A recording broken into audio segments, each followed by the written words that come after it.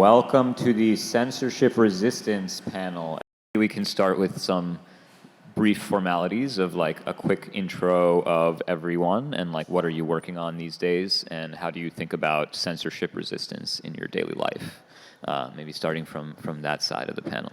Hi, I'm Zaki. I've been working on proof-of-stake technologies and Tendermint comes up a lot in censorship resistance because like it's a toolkit for building sort of BFT systems. And so like if you want to do like mempool encryption, you can build like a threshold decryption gadget on top of Tendermint. And the Tendermint core dev team, of which I am sort of in part of, we have this thing called the Tendermint Council now, is working on like new features for Tendermint to make this stuff easier. We are also redoing Atom tokenomics and including a lot of MEV in that.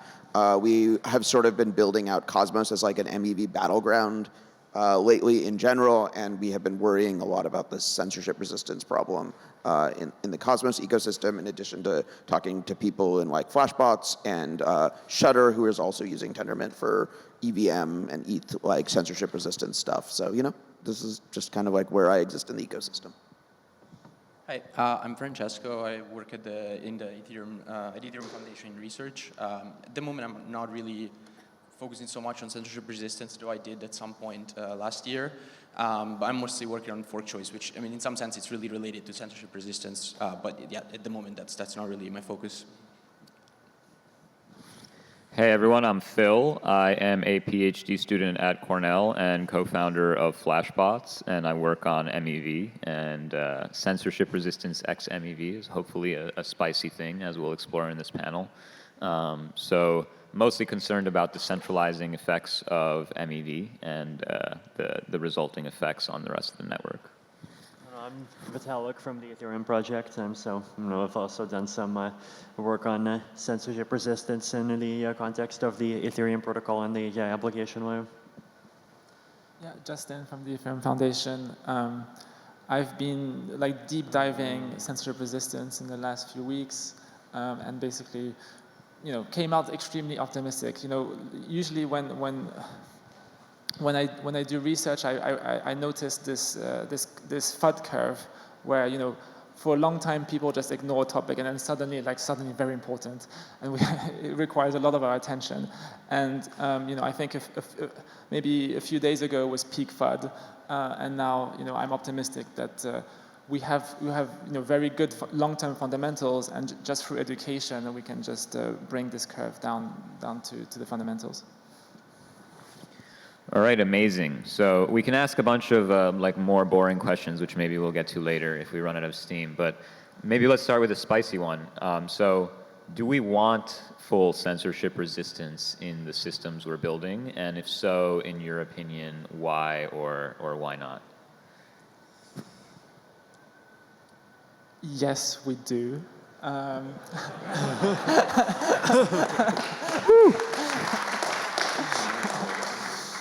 And I guess the reason is that if we don't, then, you know, we'd be you know, under some sort of influence of a censor. And then the question is, who would the censor be?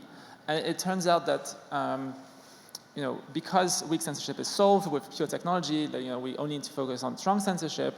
And strong censorship effectively is these 51% attacks, and then we need to ask ourselves, who can even pull off these 51% attacks? Who can even do the censorship? And it turns out that it's effectively just only nation states.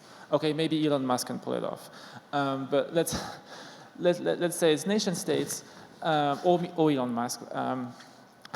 Then we basically become Elon chain, or we become US chain, or we become China chain, or EU chain, and this is not what we want to be.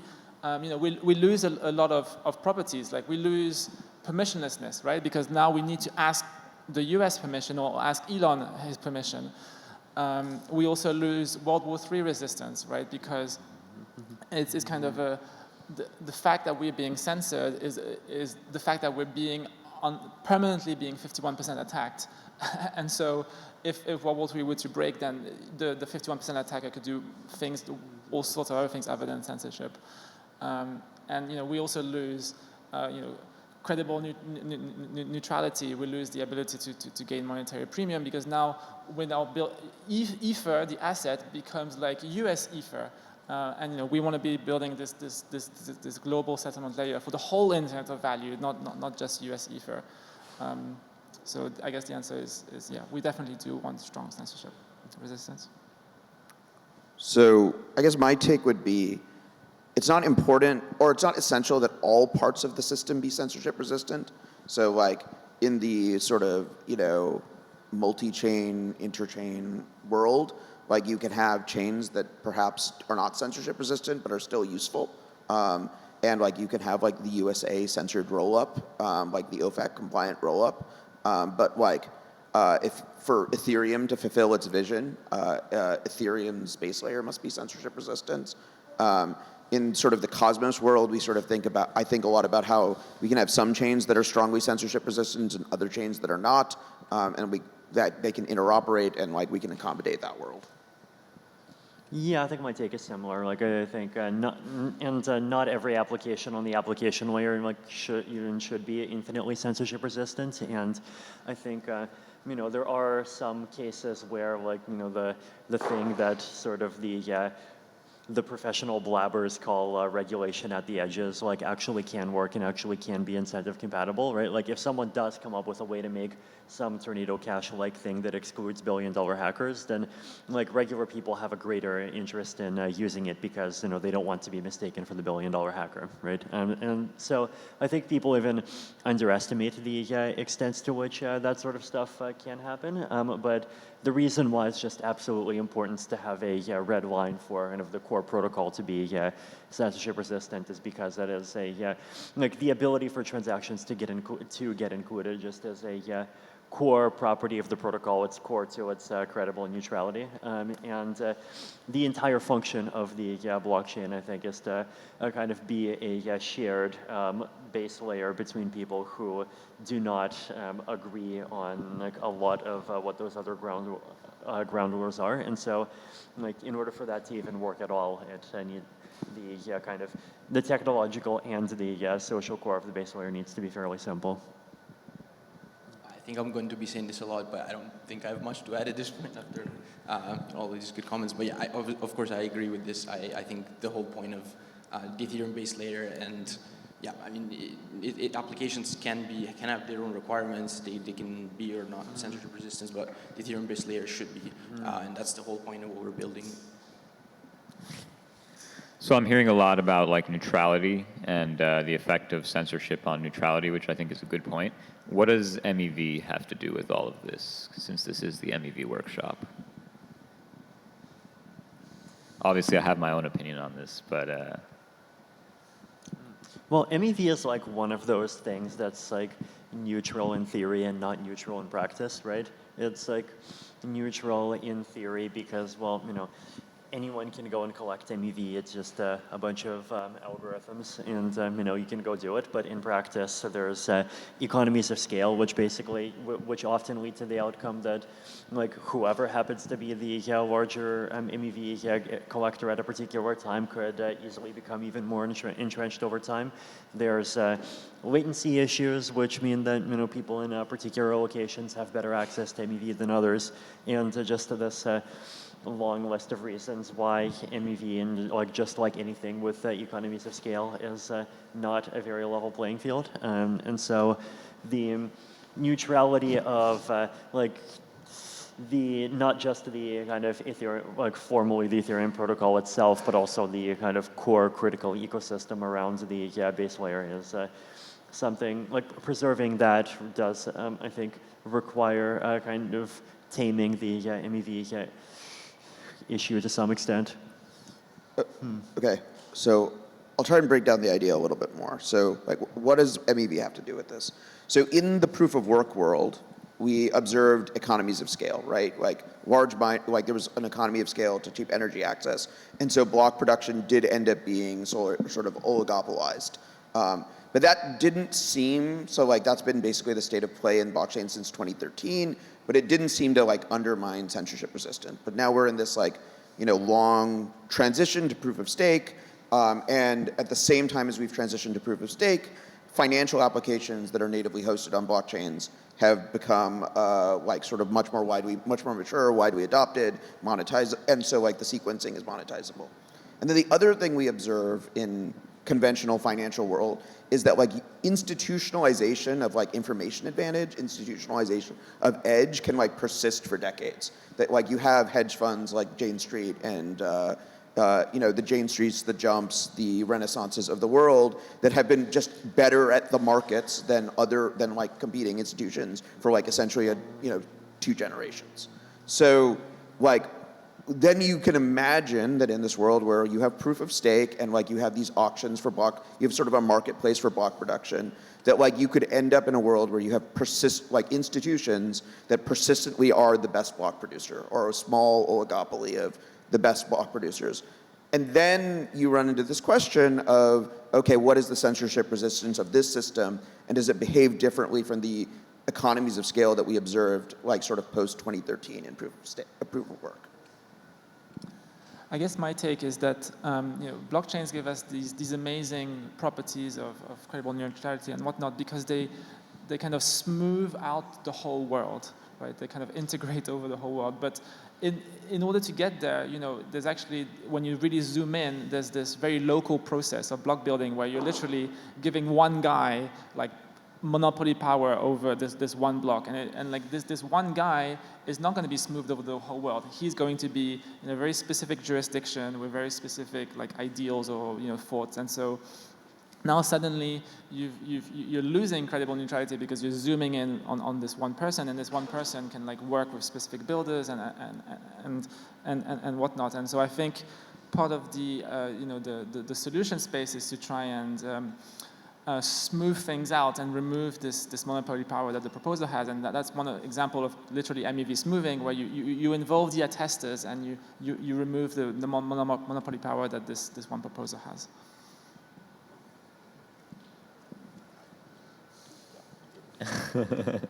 You have something to add, Francesco. I can see it.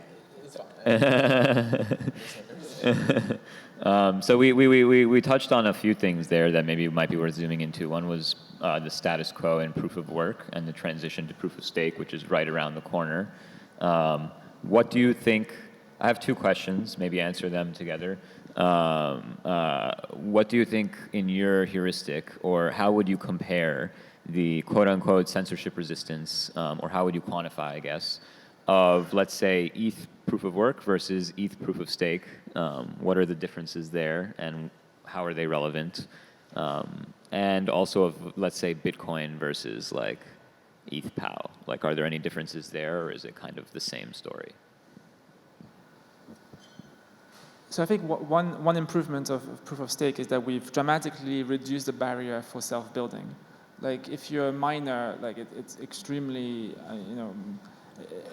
risky to be solo mining, and so with proof of stake we've now opened up the ability to be self-building. And so in this kind of situation where, let's say, the top mining pools have all collectively decided that they're going to censor, you know, it's much harder to exit, whereas in proof of stake we have the same.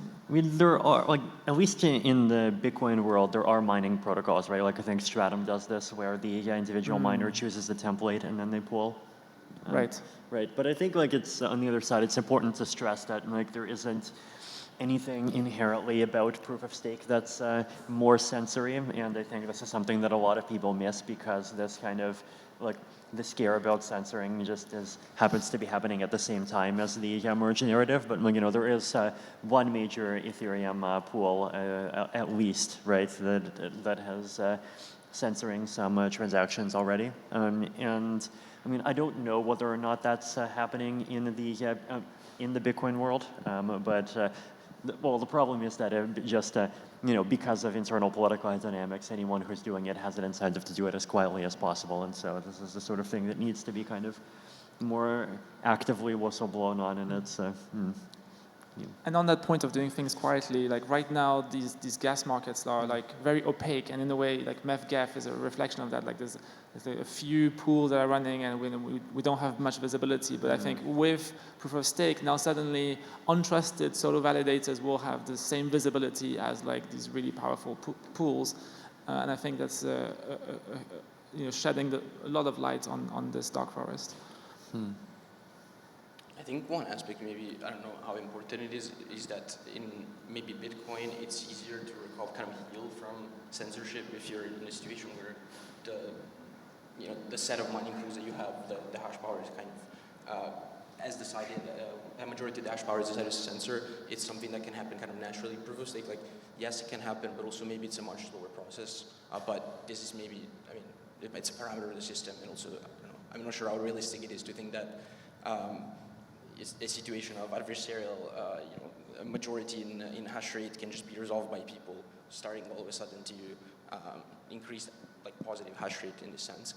Maybe another aspect is that mining pools are not really, don't have the same, are different entities from and a lot of the entities that we have has been like big like staking pools in proof of stake. Centralized exchanges have this role that is very, I mean, they have lots of other services and lots of, I think the centralizing pressures are a bit stronger in proof of stake due to the existence of centralized exchanges and the fact that they are kind of facilitating and extracting MEV. So maybe this is another aspect. It might be that it's like a faster path to centralization in that sense. But we also, I think, one really key advantage that we have in proof of stake is that I think we can really reduce the problem of fighting censorship to just secure it. Essentially, we can make sure that the only way to censor is for the fourth choice to be censored. Like censorship, essentially what Justin was talking about. Like we can utilize the fact that we have all of this kind of long tail of validators to make sure that if you really want to censor, you have to kind of go all out, and maybe that's something that's easier to react to, even in terms of social coordination and so on. And even when there's this strong censorship, proof of stake has this recovery process where we can do social slashing, which proof of work does not. Well, you could change the POW, I guess, would be the rough equivalent, right? But that kills the good guys as much as the bad guys, and you can only do it once. So yeah, like imagine a body with a cancer. Option 1, you remove the cancer. Option 2, you kill the body. Changing the proof of work is like killing the body. Yeah. Okay, we have an audience question which I want to get to. So yeah, go ahead. I'll try to make it spicy. The strongest form of censorship resistance is first in, first out ordering. You're not only guaranteeing that the transaction enters the system, you're guaranteeing that the transaction enters the system in the order that it was actually received. We need first in, first out ordering, agree or disagree. I think I'll probably challenge that directly. I think a transaction getting included in 20 seconds instead of 1 second is like more than 10 times, possibly more than 100 times smaller a deal than a transaction getting included in 20 seconds instead of 20 days. So all I will say is that first in, first out ordering trades like sort of like bidding preference, like auction preference for time preference. So you can invest in capital to always be first. You can also, like, it just becomes like, I mean, like Zcash is like a perfect example of like Zcash has been dealing with this in practice, which is like just like spamming the shielded pool and congesting the network and not allowing sort of real transactions to get in, taking advantage of like opaque ordering. So I think that like, not being able to bid to get your transaction in the time and window that you want is actually worse for censorship resistance. I would disagree that we need to do that because for me it seems like once you protect the users, you make sure maybe with encryption or other ways that their transactions cannot be abused. Like maybe we can remove sandwiches, such things. I don't really see the benefit of, like, it seems like auctioning the first part of a block and getting some value out of that is preferable, at least for these kind of liquidations, arbitrage, these things that are not really harming anyone. And other than that, I guess I'm happy to be convinced otherwise, but I haven't really ever understood how first in, first out it's supposed to work in a permissionless network. Like in the underlying P2P being permissionless, it seems like really problematic in trying to do any such system. But Just a minor follow-up. What is the time scale at which censorship resistance is meaningful? Is it 7 days? Is it 20 seconds? Is it 1 hour? What should we aim for? Because this also impacts performance, for example, for optimistic rollups and all other kinds of things. Well, I think what we should be aiming for is that you have the guarantee with 80% chance that your transaction will get included in the next block. And where does the 20% chance that it doesn't get included come in is that if the block is full because there's a spike of demand. That's what we should be aiming for, and I believe this is where we can get. Yeah, maybe I'll pop back to the first question because I think it's fun. By the way, I packed this panel full of first in, first out minimalists, and no one told you, so sorry about that. Whoops. Just kidding. But I think I broadly agree with a lot of the panelists. I think like if you think about like the broader economy, like even transactions that some validators might want to censor may expose MEV, which actually makes them more attractive for other validators to include. And I think like there's two types of pressure we can exert on censorship. One is like altruistic participants who just don't like censoring, like pushing back on anyone who's censoring, which is things we've seen like the inclusion lists idea and things like that. And another one is like economic pressure, which is kind of what Justin was speaking to in his talk of like, you'll be less profitable if you can't touch all these states and things like that is like an incentive not to censor. So maybe that's an alternative. I actually don't know to the question of like we want first in, first out or not. I think that's an open problem. I think it's interesting. I think we don't exactly, we're writing a post on this in Flashbot's research about like the trade-offs, I'd say with MEV auctions, but I think like more experimentation is good for the world and we're like very early in these systems and we don't really know what works really well. I would say like if we do want to deploy a bunch of things, we should like think about very carefully like what metrics do we want to optimize for and like how do we actually prove that like X is better than Y so it doesn't become like some sort of weird religious war. That would be like the worst case scenario, which is kind of TradFi today. It's like, is HFT making the market more efficient or is it like a parasite that's like sucking the blood of America? Like both of these beliefs like exist at least in people I talk to and like, yeah. More audience questions, amazing. I don't think this is a very spicy one, though. It's okay. My question is around how ready some of these solutions are, like the encrypted mempool, MEV smoothing, transaction inclusion lists. Because the merge is like happening in a couple weeks' time, and I think the best solutions that are going to be working and up and ready for the merge are things like relay monitors.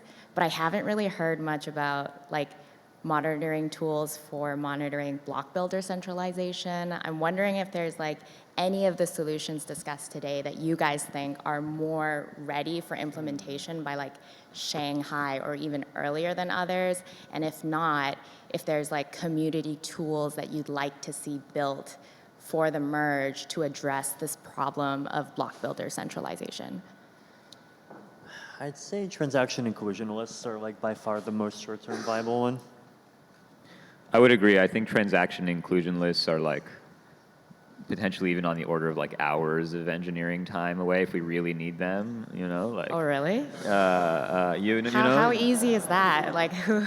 Have you read my proposal? You haven't even read my proposal. Oh, maybe off-chain, but on-chain, everything takes at least 6 months on-chain. Yeah. So we don't need an on-chain patch for like, I'd say enough transaction inclusion lists to like handle what will probably happen like at the merge would be my rough estimate of like the status quo of research today. Yes, things that are on-chain and in consensus are probably at least 6 months away from the merge, if not more. So like we should think about it, but yeah, there need to be stopgaps also. There is a lot of conversation on the MEV Boost repo and probably other places like ETH Research and things like that, where people are like looking at every possible kind of angle and thing to develop. So if we do need, I think the community needs more resources with that. Obviously EF probably, and like we are all hands on deck for the merge. So we're all doing our best, and yes, we could use the help. I don't know, is that? I think the transaction inclusion lists, on-chain, also I'm not really sure like what you would use them for if you don't have PBS. It seems to me at that point, if you're a validator that wants to do this altruistic kind of using this list, you might as well do what just you're saying, like maybe just build your own blocks, or try to just use a relay which is trying to provide you some guarantees of not censoring or something like this. Other than that, I think both MEV smoothing, you mentioned, that also is something that would come potentially with PBS, and I think PBS is something that's very much, not ready. It's not going to be ready in 6 months, so that's going to take some time. Yeah, I mean, I think there's interesting hybrid options that are even simpler than the MEV boost inclusion list. Like you could just run a validator that checks whether or not it's aware of any transactions that pay enough of a priority fee and haven't been included for 1 minute. And if they have, then it flips a switch and goes to self-building. And if they haven't, then it goes to MEV boost. So there's lots of fairly simple short-term stuff that can be done. But that is the MEV boost inclusion proposal, I think, basically. No, I was. I think I meant the eigenlayer one. Oh, okay, yeah. I see. Another other aspect of this is that censorship resistance is fundamentally a game of deterrence. The censor is basically going to threaten violence against some group of people to censor transactions. And the deterrence is that there is some other entity that has some meaningful countermeasure that will make that threat ineffective and make the threatener look stupid and look illegitimate and like an idiot, which censors seem to actually be very worried about. This is the game of deterrence that we've been playing as long as blockchains have existed. And so, the point of this conversation is we do have credible deterrence in a post-merge world. Amazing. Thank you. Thank you. Next question from the audience. Maybe we'll go there, and then I will throw some bombs because I am ready to stir the pot a little bit. Yeah. Cool. So kind of a clarification question based on the previous is, what does first in, first out actually mean, right? If we're going to even consider this as an option, isn't the ordering the thing that we're coming to consensus on? How can you define what it means for a transaction to be first if there's not one mempool? Aren't you just even to sort of consider that conceptually as an option, doesn't that imply that there's some other consensus of what the stuff that we're about to come to consensus on is? I mean, look, what your question is equivalent to asking a panel of vegans, but what do you think about factory farming? But I want to get Sriram in and what is the, because I would agree with Vitalik's assessment. I thought the same too. First in, first out ordering effectively means that a transaction that is received through the majority of the network actually gets included before another. If transaction 1 is received in a majority of the network before transaction 2, then 1 should be ahead of 2. Roughly what it does is it gives you first in, first out ordering at the coarseness of network latency rather than giving ordering guarantees at the scale of block time. In addition to doing censorship resistance or other things, first in, first out ordering also fundamentally changes the clock of the system. Instead of having timing resolution at block level, you have timing resolution at native network latency.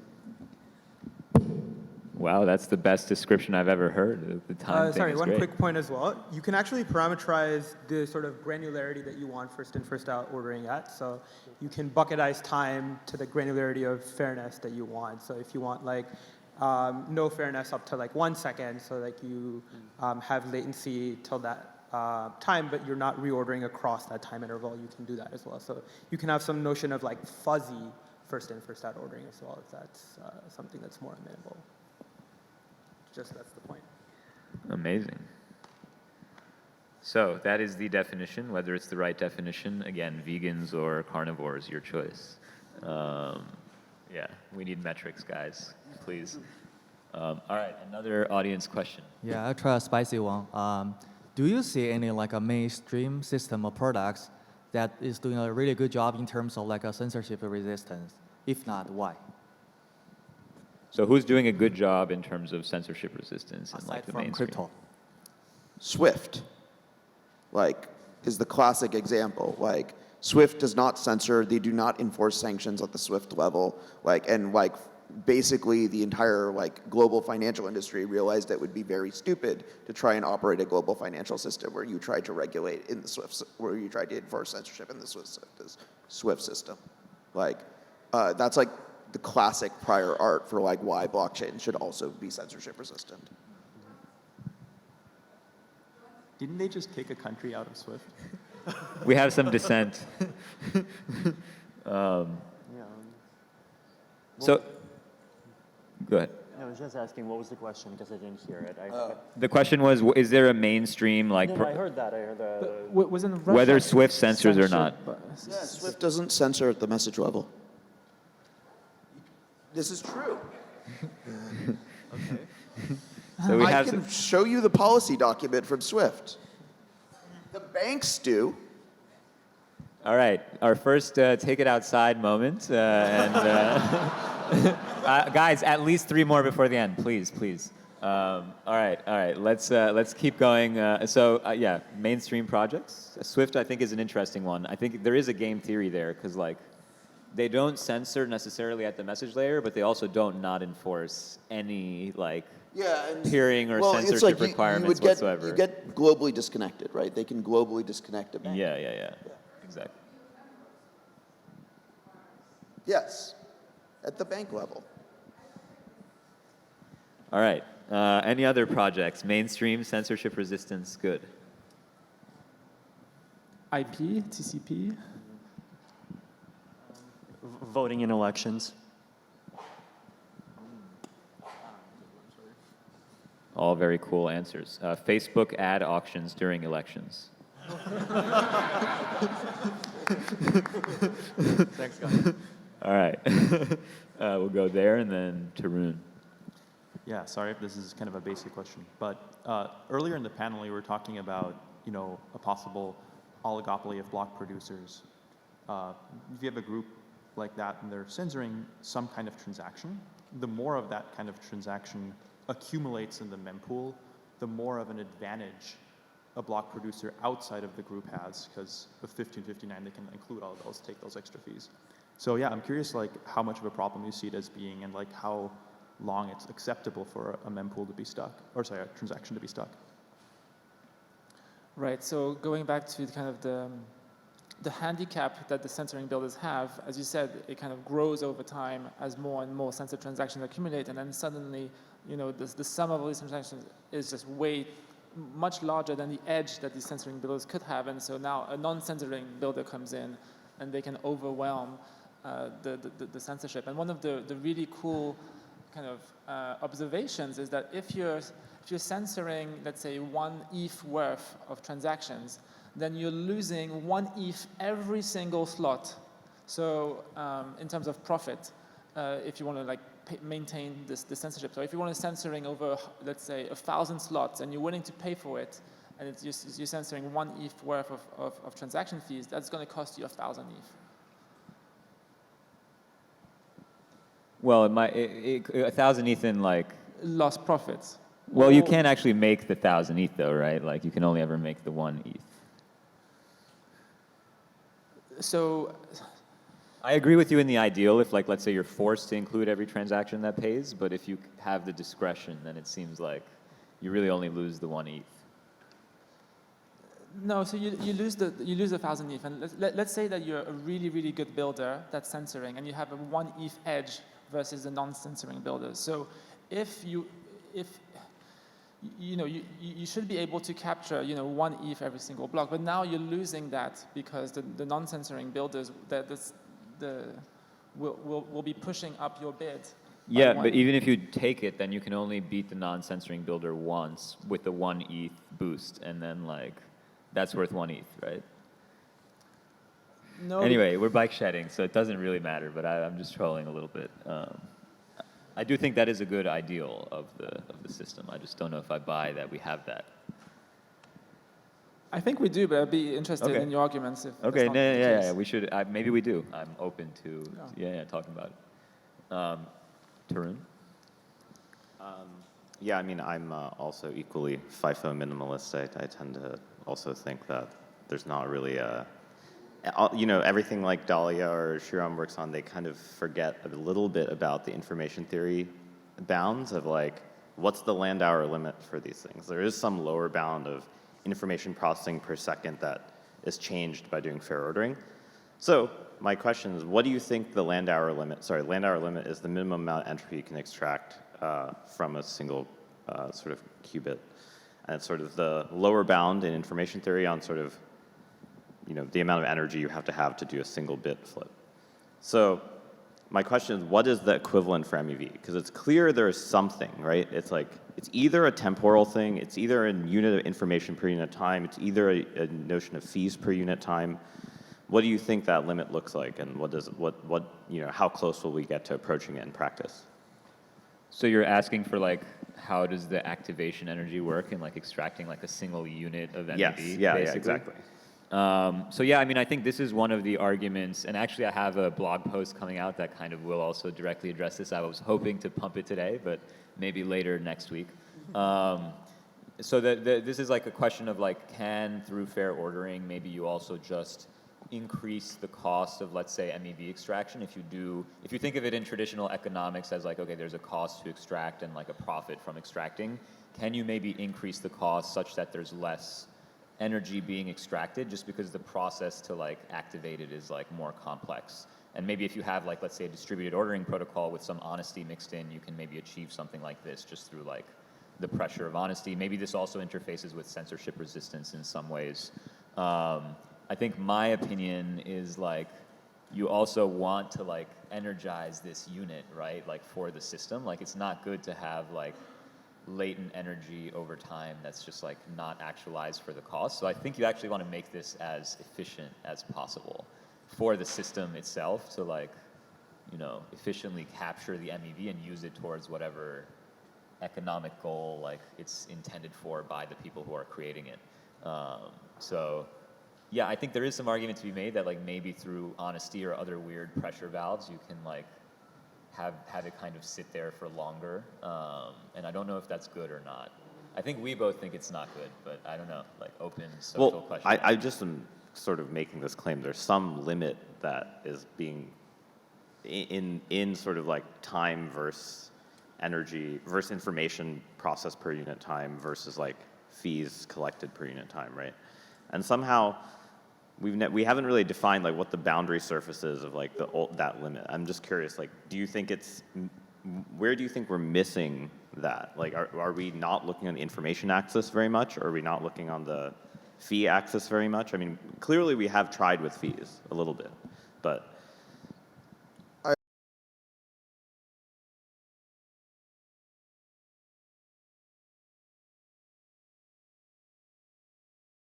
there seems to be some correlation between, like, if you have like more than one venue where an asset is trading, it increases the amount of potentially extractable MEV.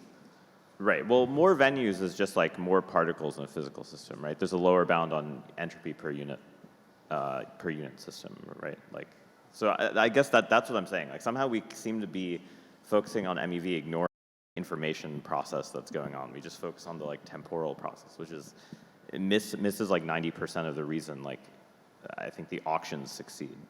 But anyway. So how do you think this impacts censorship? I think the information, if you understand what the lower bound of information is, then you can actually reason about like what bounds on how fast or how much censorship resistance you can kind of possibly have in the system. From a purely information theoretic standpoint, not from a like, oh, like I forced everyone to kind of do FIFO by doing 50 rounds of communication. I think fees over time is like a relevant thing. There's also like some expertise, like some human metric, right? Of like, you have this state space and like to efficiently like process all these things together, you need some like smart heuristic to search it because there's no real fully mechanized way to do it. So there's like fees, time, expertise, maybe like are some dimensions, like non-exhaustive. I haven't really fully thought about it. But I guess the corollary to censorship resistance here, to bring it back for people, is like maybe the way to achieve censorship resistance has to be inherently creating more of this like free energy that like is censored by some subset of the network. So like starting economies that like, you know, are actually meaningful to like create pressure like through MEV, not to censor them. So maybe that's the route. Yeah. All right, I got a spicy one.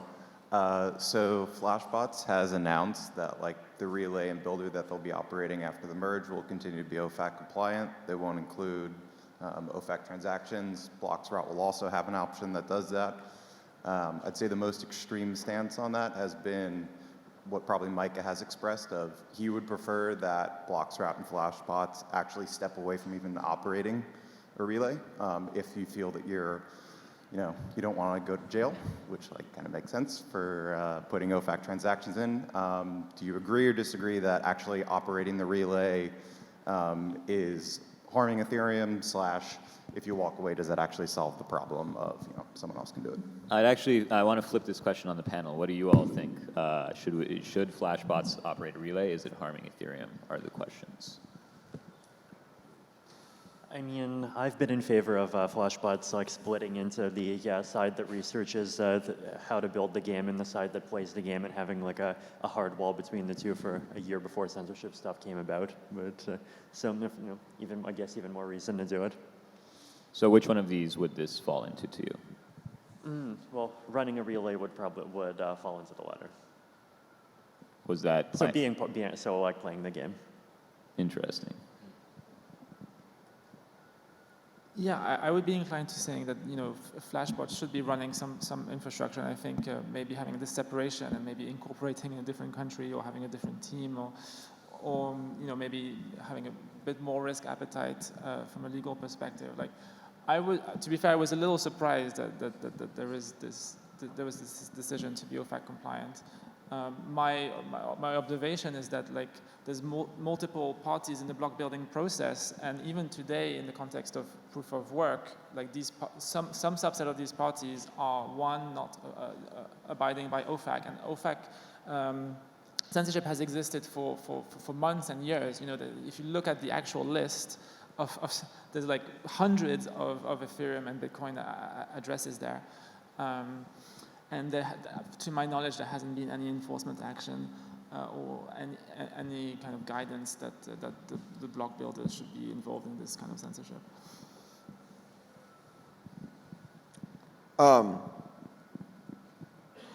One thing that I guess that popped into my head, and this is not a very well-formed thought, but it's like there seems to be like a reluctance in a lot of this infrastructure to run things with like leader election protocols.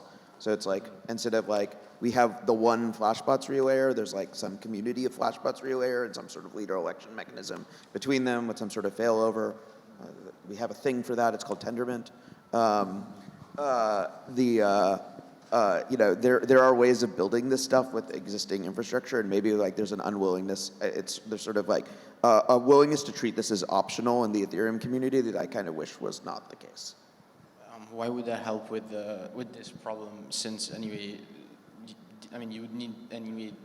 It really has to be trusted. So you can run a leader election protocol, but it has to be permission.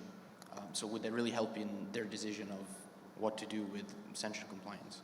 Because a big part of the way we've done censorship resistance for things like Tor and all these things is you do find physical jurisdictions that are more where people are either willing to take more risk or like people are less afraid and like physically locate the infrastructure there.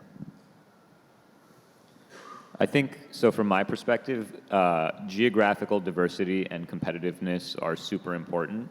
I think Flashbots is in like kind of a unique position as an entity, given like the past and future of MEV. I don't think Flashbots like knows yet as an entity, like, exactly, is the relay even going to exist in 6 months, right? Because we may have in-protocol PBS. So a lot of what Flashbots thinks about in terms of running a relay is decentralizing the existing position of Flashbots' power by, rather than having this vertically integrated MEV05, having like many competitive parties and like open sourcing as much infrastructure as possible to kind of get to that path. So along those axes, like I hope we're not hurting Ethereum, because Flashbots itself gets like actually very little benefit from MEV Boost as like an actor.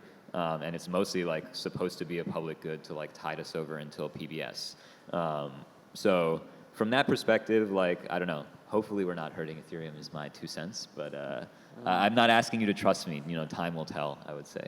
Justin, what would your estimated timeline be for PBS if we assume that we abandon like everything else except for dank sharding and like maybe single slot finality? 6 months. 6 You want months. to do these two things before PBS? Well, no. I mean, they might have to be done at the same time because like PBS is sort of inherently enmeshed with them. All you have to do for some PBS, like some crude PBS though, is like add a payment type and a transaction type, right? That like makes the payment unconditional to the builder. You don't have to care if they choose the max one or not. And that can be 6 months in my opinion. 18 months. 2 Ethereum years,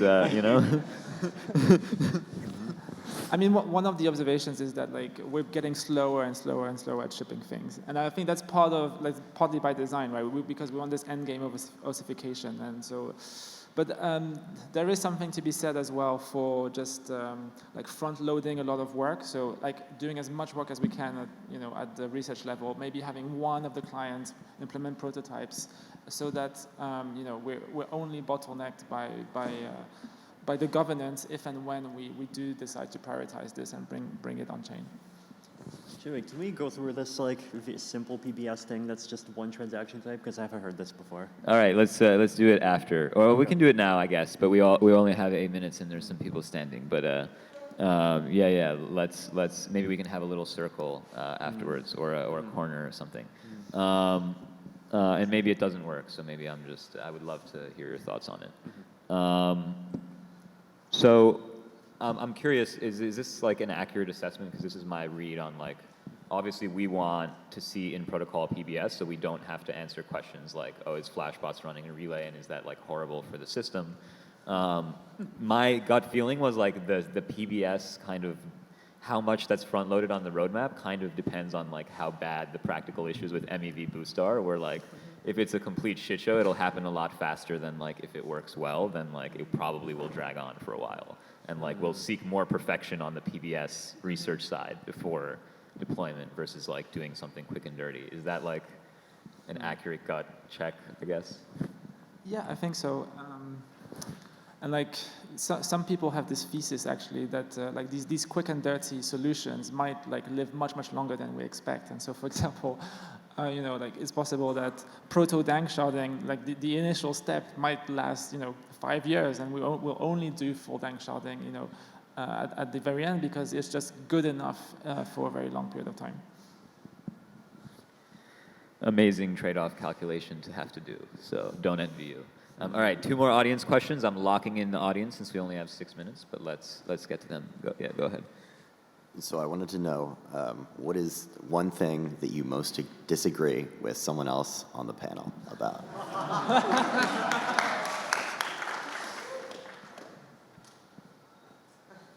I'll start, and I don't think we actually disagree anymore, but Vitalik, your post on like, let's just have a centralized builder and maybe it's okay, like triggered me for like a week. No offense. And I work at Flashbots. So yeah, curious about. No, I mean, I'm happy that like viable paths to decentralized builders exist. Cool. What about you all? What do you really disagree with someone about? So the general heuristic is that disagreement is temporary, and we reach rough consensus pretty quickly. Yep. But I guess one thing that Vitalik did recently is he set himself this challenge to give a whole talk on censorship resistance without mentioning the word censorship. But you did use the word exclusion, I guess, and I would have just gone ahead and explicitly said censorship, but it's just different styles. I disagree with Phil maybe a bit on MEV smoothing, because he's said multiple times that there's like some side channel problem, which I don't think is the problem. I've, in the meantime, come to think that it's not really going to work, but not for that reason, and I still haven't understood why he thinks that. But Amazing. So I actually think that Flashbot centralization is perhaps better for Ethereum than most people think, because of the way it is a sort of political bulwark against actors like Binance as centralized exchanges who could extract a lot of MEV from like their like domains, like cross-domain MEV information. Don't spill the secret sauce, Saki. Jesus. No, I'm just kidding. Yes, I actually agree with that, but maybe other people on the panel don't. I'm also just generally more optimistic about the MEV situation. I think, maybe, disagreeing with Phil, maybe like this idea of building a whole business around MEV when, maybe in 5 years MEV just won't be a problem, and it'll be just so boring to work on the topic. Yeah. So no, that's a great point. I don't think we actually disagree. That would be my like best case outcome. Then I can just like go in the mountains and meditate all day and like not have to come talk in front of a lot of people who want answers from me. So that would be incredible if you can make that happen. Let's do it. Let's do it. But I did try to also go down that path for like years and it failed. So my faith is low. I'm a cynic, but I'm open to it.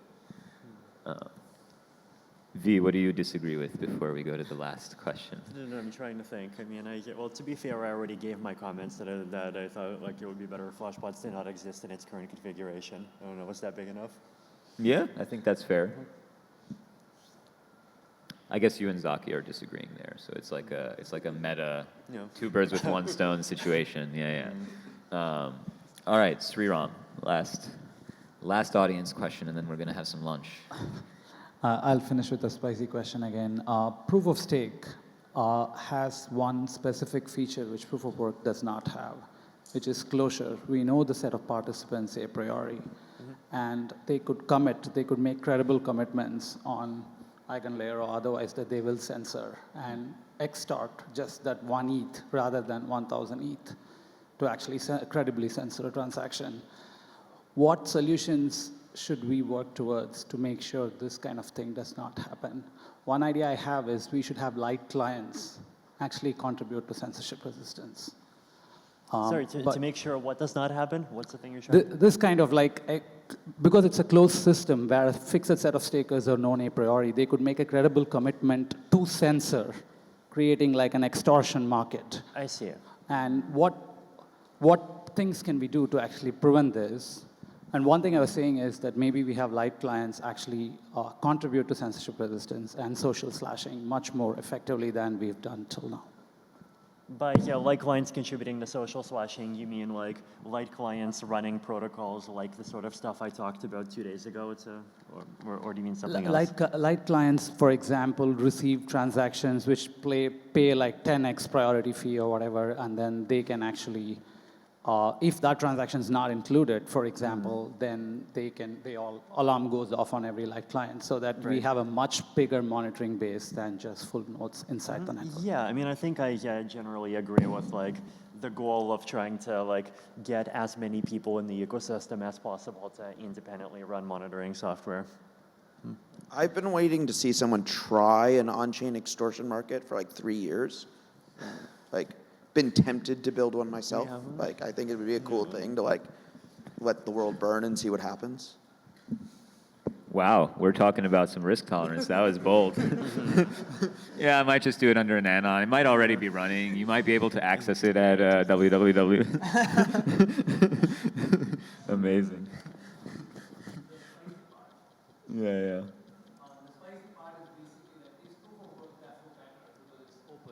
Anybody can switch on, whereas to switch into stake has some frictions. If proof of stake exists anywhere, you can build an extortion market for proof of work. But is proof of work more censorship resistant than proof of stake? Like you can build on top of like an existing proof of stake chain a bunch of like incentives to give people to like the bad strategies of POS and POW. I see. Yeah. It makes sense. Yeah, and I mean, I'm not sure it's impossible to build similar kind of credible commitment markets on top of proof of work, right? Like you can, well, like, What would you The, do? the difference being it's an open system and anybody can switch on. It's not to an whatever. open system in practice. Like capital costs are like really high. Like it's supplies is quite inelastic.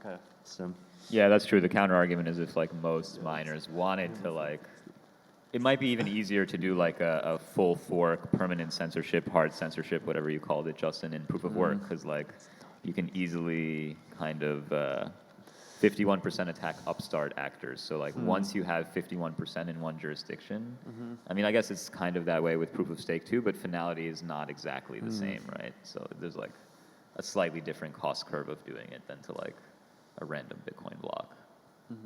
Or am I wrong about that? No, I'd say it's the same, very similar dynamics. Yeah.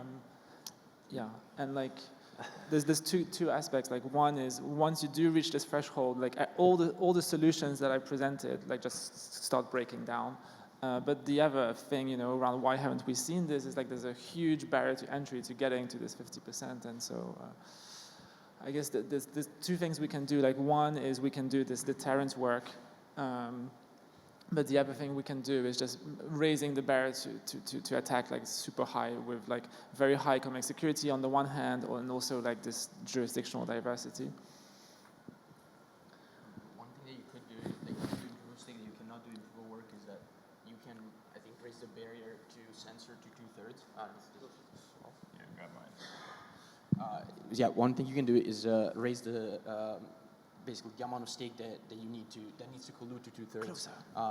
Sorry? Closer. Okay. Yeah, if you like, let's say that you have on Tendermint, or if you had singles law finality, you could make it so that if you want to censor the encrypted transactions, assuming you have some portion that is threshold encrypted, you really need at least 2/3 to collude to know in advance before they finalize that there's something that they shouldn't finalize, because otherwise, at that point, they can't really do anything. So that's maybe a minor advantage that we have. One other sort of family of censorship resistance that I think is kind of esoteric, but I remember thinking about years ago, that is like not threshold based and not VDF based, is kind of what I would call halting problem based censorship resistance. So the idea here is that like if the Ethereum protocol gets extended with some kind of like delayed call feature where you can make a transaction like an EVM opcode in block N that forces a call in block N +3, then like it becomes possible for people to engineer some collection of transactions and calls in block N such that like any possible transaction at some point is like would actually lead to the transaction that's being censored sort of being reconstructed and created. But the only way you'd be able to like properly censor that is to essentially like simulate all the entire blockchain kind of going forward a few blocks every time you check for a transaction. So that's like it's a backup that you could have, and that's it's something that's not super easy but not super difficult to construct, because all you need is like a guaranteed delayed execution opcode. This is like something we learned during the DAO hard fork, like that it was like Ethereum Right, like was it's more, like that, but this is like a more extreme version of that. You know? that Ethereum was more censorship resistant than anyone realized.